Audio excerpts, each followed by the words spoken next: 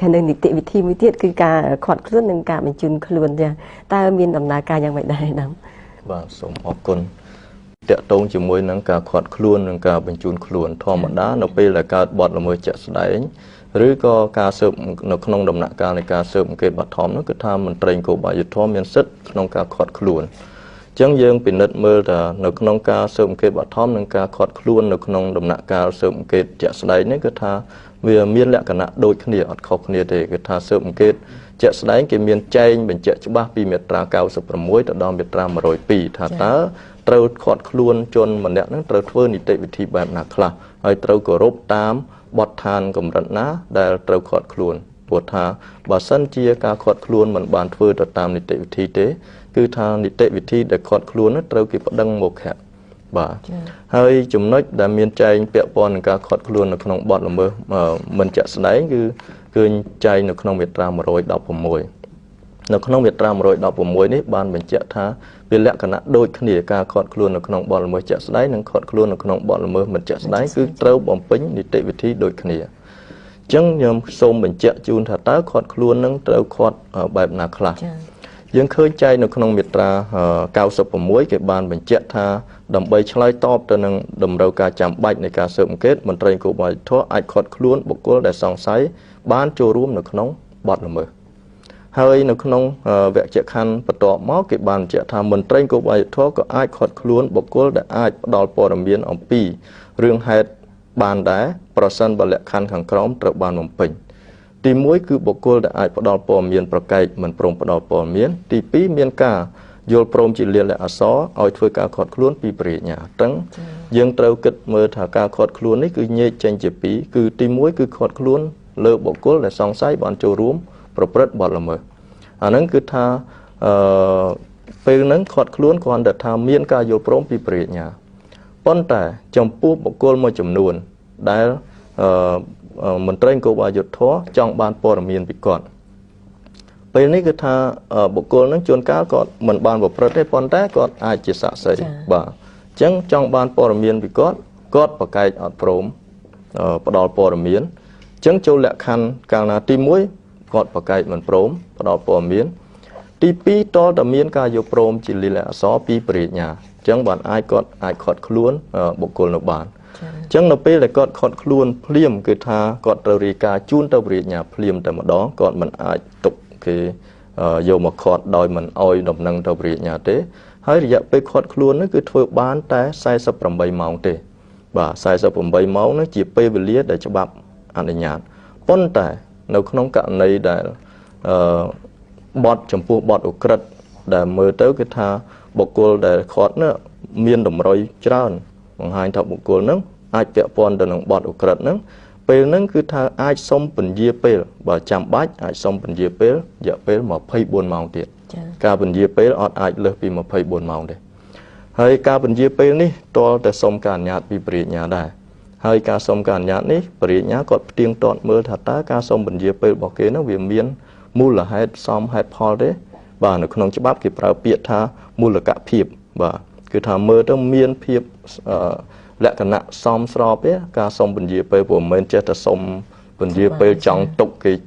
ยูได้สำคัญคือท่าตอนแต่ก็เมียนดมรอยเป็นเจ้าท่าเนี่ยนั่งเวียเมียนปีรถตะเพียบบ่าคือท่าเปียปอนแต่นั่งบอดเมื่อนั่งได้บ้านก็อาจซ้อมเป็นยีไปดมใบยกจำเลยบันไทม์เตียดหรือก็จังบ้านการสไฟโรพอตามเซ็งบอกก่อนนั่งบันไทม์เตียดบ่านี่คือเจียจำนวนสำคัญให้จำพวกการขอดคล้วนนี่ขยมส้มเป็นเจ้าเnyek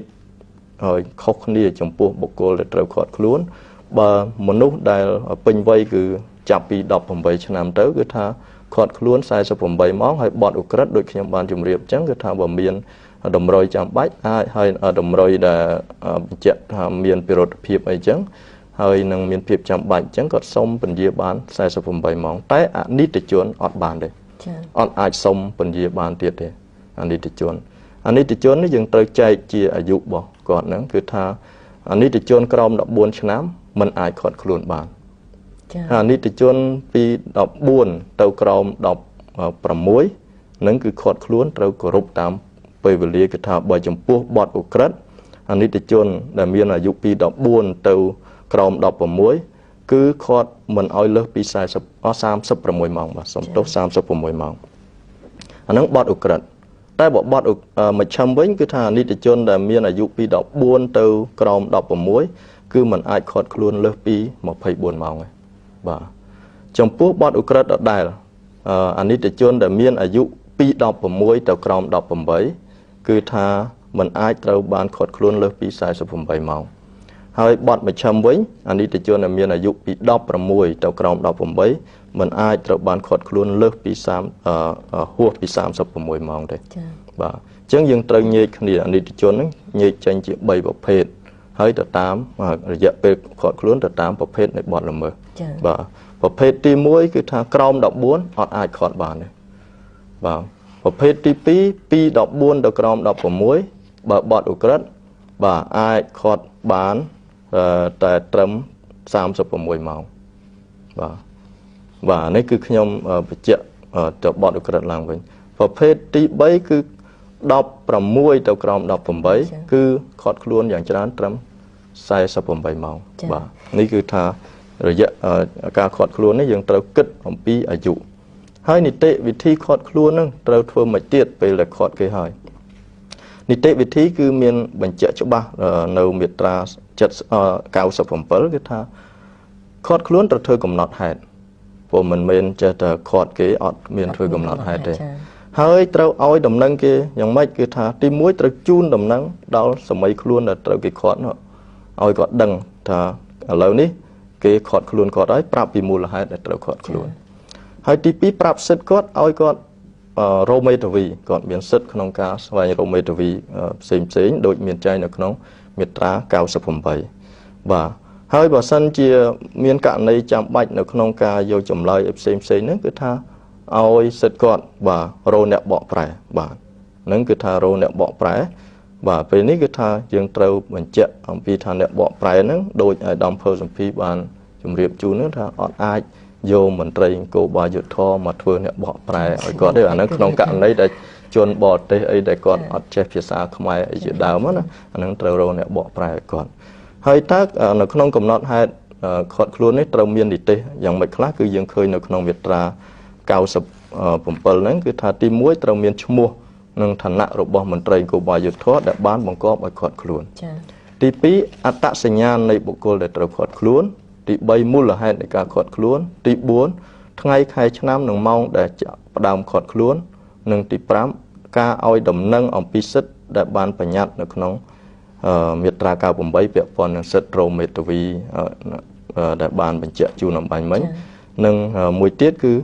អំពីអ្នកបកប្រែគឺថាឲ្យសិទ្ធិប្រាប់គាត់ពីអ្នកបកប្រែឬក៏បើសិនជាគាត់មិនចេះអីទេយើងរកអ្នកបកប្រែគាត់មកគឺត្រូវបញ្ជាក់ថាមានអ្នកណាជាអ្នកបកប្រែហើយកំណត់ហេតុនេះត្រូវមានការចុះហត្ថលេខាឬផ្តិតម្រាមដៃរបស់ជនខាត់ខ្លួនហ្នឹងបើសិនជាគាត់មិនចេះអក្សរទេគឺថាត្រូវអានមុននឹងឲ្យគាត់ផ្តិតម្រាមដៃត្រូវអានឲ្យគាត់ស្ដាប់ឬក៏ឲ្យគាត់អានខ្លួនឯងបើចេះអក្សរឲ្យគាត់អានខ្លួនឯងមើលថាតើកំណត់ហេតុដែលគេសរសេរហ្នឹងត្រឹមត្រូវទេបើអត់ចេះទេអានឲ្យគាត់ស្ដាប់ហើយត្រូវចុះនីតិថាគាត់អត់ចេះហើយបានអានឲ្យស្ដាប់ហ្នឹងហើយពាក្យថាផ្តិតម្រាមដៃនេះមូលហេតុអីបានច្បាប់នេះគេសរសេរថាផ្តិតម្រាមដៃព្រោះគេខ្លាចថាដាក់មេដៃទៅអ្នកនឹងអត់មានមេដៃបានស្អីផ្តិតទៀតអញ្ចឹងគេដាក់ម្រាមដៃទៅអញ្ចឹងដំបូងគេគឺគេយកមេដៃសិនហើយបើសិនអ្នកនឹងអត់មេដៃបានចូលម្រាមដៃបន្ទាប់ហ្នឹងដាក់មកបាទនេះជាការបើកទូលាយច្បាប់មួយដើម្បីងាយស្រួលនៅក្នុងការអនុវត្តហើយពាក់ព័ន្ធជាមួយនឹងការខាត់ខ្លួននេះទៀតសោតបើសិនជាឲ្យគាត់រោមេធាវីគឺថាមិនមែនរោភ្លាមទេច្បាប់នេះមាត្រា98បានបញ្ជាក់ថាតលតថាហួសរយៈពេល24ម៉ោងក្រោយពីការខាត់ខ្លួននឹងទៅបានគាត់មានសិទ្ធិទៅរោមេធាវីណាគាត់តាក់ទងហើយជួយផ្ដល់មធ្យោបាយគ្រប់យ៉ាងឲ្យគាត់អាចរោមេធាវីមកជួបគាត់បាននៅពេលដែលគាត់បានជួបជាមួយនឹងមេធាវីហ្នឹងគឺថាឲ្យជួបបានតែ30នាទីទេនៅក្នុងរយៈពេលនៃការខាត់ខ្លួនហ្នឹងបាទសន្ទនាជាមួយមេធាវីហើយការសន្ទនានេះគឺថា គាត់ធ្វើទៅបានម្ដង30នាទីហ្នឹងហើយអត់ឲ្យគេទៅលួចស្ដាប់ឲ្យបានទេបាទគាត់អាចសន្ទនាគ្នាគាត់តិចទៅថាឲ្យមន្ត្រីនគរបាលយុត្តិធម៌ម្នាក់ទៅអង្គុយស្ដាប់មើលគាត់និយាយពីស្អីហ្នឹងអត់ទេបាទហើយមួយទៀតគឺថារោជំនួយគ្រូពេទ្យឲ្យគាត់ដែរបើសិនជាមានការចាំបាច់ដើម្បីពិនិត្យសុខភាពថាតើការខាត់ខ្លួននោះវាប៉ះពាល់ដល់សុខភាពគាត់យ៉ាងម៉េចលក្ខខណ្ឌក្នុងការទុកគាត់កន្លែងខាត់ខ្លួននោះប៉ះពាល់យ៉ាងម៉េចទេនឹងត្រូវមានគ្រូពេទ្យមកពិនិត្យហើយគ្រូពេទ្យហ្នឹងពេលដែលគាត់មើលទៅគាត់ឃើញថាមានចំណុចសំខាន់ណាគាត់ធ្វើរបាយការណ៍មួយដាក់ចេញវិញ្ញាបនបត្រដើម្បីដាក់ចូលនៅក្នុងវិញ្ញាបនបត្រសុខភាពនោះដាក់ជាប់នៅក្នុងសំណុំរឿងបាទហើយចំពោះការខាត់ខ្លួនអនិច្ចជនវិញអាហ្នឹងក៏ជាកាតព្វកិច្ចរបស់មន្ត្រីនគរបាលយុត្តិធម៌ត្រូវជូនព័ត៌មាន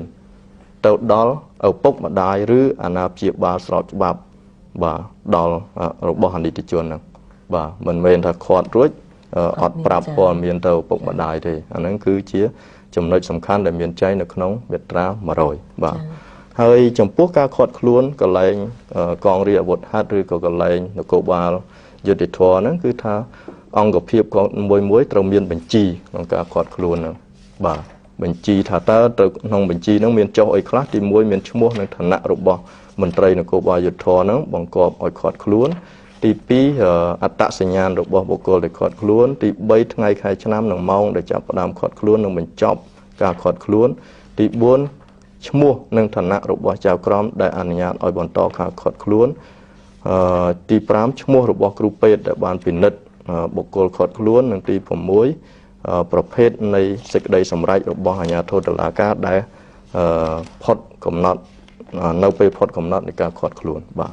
នឹងគឺមាត្រា101បានបញ្ជាក់ហើយលើសពីនេះទៀតក៏ត្រូវមានកំណត់ហេតុសរុបនៃការខាត់ខ្លួនដែរបាទនឹងគឺមានចែងនៅមាត្រា102នឹងបញ្ជាក់ថាតើត្រូវធ្វើកំណត់ហេតុសរុបនឹងស្អីខ្លះទី1មានឈ្មោះឋានៈរបស់មន្ត្រីនគរបាលយុត្តិធម៌ដែលបង្កប់ឲ្យខាត់ខ្លួនអត្តសញ្ញាណរបស់បុគ្គលដែលត្រូវខាត់ខ្លួនមូលហេតុនៃការខាត់ខ្លួនថ្ងៃខែឆ្នាំនិងម៉ោងដែលផ្ដើមការខាត់ខ្លួនបែបបទនៃការជូនដំណឹងដល់ព្រះញ្ញាបែបបទនៃការជូនដំណឹងដោយអនុលោមតាមមាត្រា100អំបញ្ញមិញគឺជូនដំណឹងទៅដល់ពុកម្ដាយបើខាត់ខ្លួនអនិច្ចជនចា៎សូមអរគុណអាដាម